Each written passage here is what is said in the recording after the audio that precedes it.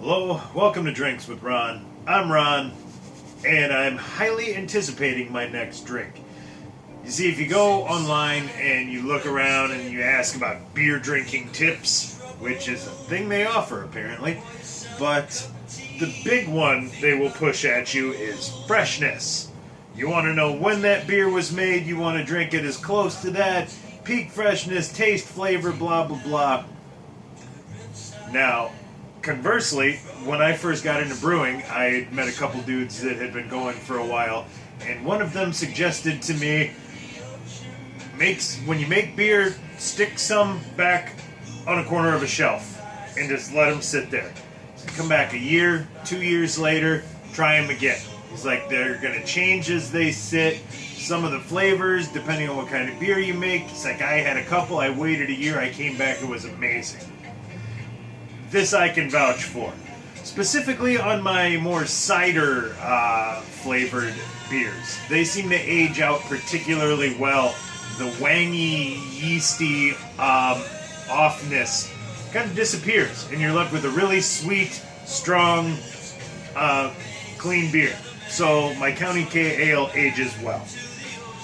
But what I decided to do was I would take a 6-pack out of every batch I brewed, and I would start 6-packs with a bottle of each. So you do the math, 6-packs. I'd make 6 batches of beer. One year I made 12 batches, and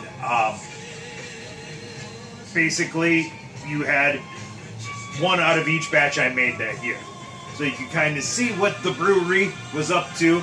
And yeah, I took some around on the solstice and handed them out to anybody who I know who is a big beer drinker who is located right near my house. They all got a 6-pack. So the combination of being cool and geography really benefited those people.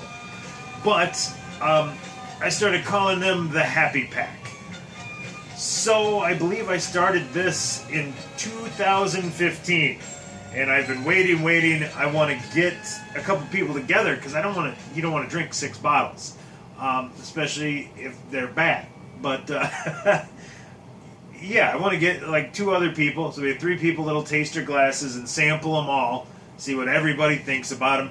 But like, it's been 5 years. Like, I think I'm really pushing that envelope now of when it'll still be good. So I busted one out 2 weeks ago. When we went to Madison, and yeah, they all had a really similar kind of thick, syrupy taste. And I thought, well, you brews are all kind of similar, but no, these were all different styles. I had a fucking steam beer. There was a regular ale. I might have had that. Shit, there was like 5 different styles of beers. But then this guy was sitting in there, the last bottle. The first 5 weren't really enjoyable, but this seems to be the first batch of White Whale Ale, a beer I stumbled into using pineapple and saffron. And good gravy, it was fucking delicious. That's my wheat mug. I'm gonna get a different one. So, this kind of has that same wang to it. Let's see how she looks. Looks a little bit darker than I remember. That's the saffron, that reddish color. This is not an amber. This is a regular, used a golden light malt. Yeah, that reddish tint is completely saffron. Oh, look at that. There's even a couple little saffrony pieces floating down to the bottom. I feel like goddamn monarch, some variety of royalty over here. Look at me. Ooh. I told this story before in past episodes. I made this beer and thought I was a fucking genius. Who's using saffron? This shit, like, the weight per ounce is on par with gold. I think it passed it. It doesn't weigh very much. But it's per ounce. I mean, shit's pricey. Who's using this? Nobody's using this. I'm the first guy that's ever done this. I'm a genius. So I Googled it. I believe Dogfish Head did a beer using it in 2010. So took me down a peg. But the real issue was that they based it on like a 4,000-year-old Egyptian beer recipe. I was like, not only am I not the fucking first guy, I'm like, Jesus H. Christ. They're like, it's the thing they stopped doing because it was too expensive. And yeah, I'm not tasting the pineapple. The saffron has a slightly different bitter to it. There's a little bit of hop in there. I think I went straight Cascade with this. But Cascade hops and the saffron bitter is different. Look at that. It carved out well and still got the head on there. And this is a 5-year-old bottle of beer. And it's still just bubbling away. So, contrary to what I thought, I must have, because this is what I'm still hand priming these using sugar. So now I've gotten fancy and I got a metal paint mixer that goes onto my drill, and I go right to the bucket and ring, and that syrup is fucking mixed. But the problem is you don't get that heavy syrup mixed in equally. You got some bottles that are flat, some that go boom. So mine have been prone to be really, really foamy, like 5 years ago when I started. And yeah, this one is fucking perfect. I'm impressed. I must have just lucked into the perfect batch. I do not taste the pineapple at all. The saffron is heavy, but good. Oh, wait a minute. There's the fucking pineapple. Real minute. That was another happy accident, as Bob Ross would say. I was making this beer. As I said, I'm all giddy because I'm a fucking genius, the first man to ever use saffron. So I'm all happy making like, I'm so great. And my family just happened to buy a pineapple that day.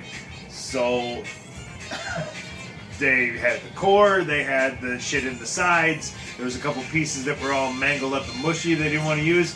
Like, yep, in the beer. And yeah, I used a shitload of saffron though, so then the next time I made the beer, I cut the saffron down, and it wasn't the same. So, man, maybe this fall we'll do another batch of this. This is fucking tasty. Oh man, when I burped that up, totally taste the pineapple now.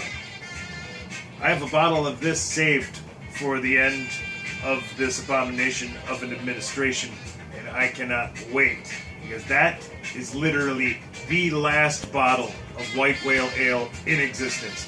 This is the penultimate White Whale Ale. That's what I'm going to name the episode. The penultimate, ladies and gentlemen, may I introduce you to the penultimate White Whale Ale.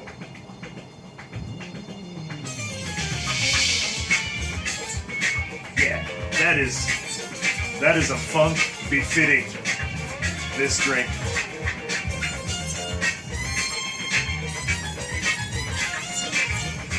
Right on. Third Generation Brewing proudly presents the one batch, the only batch, the penultimate White Whale Ale for that ass.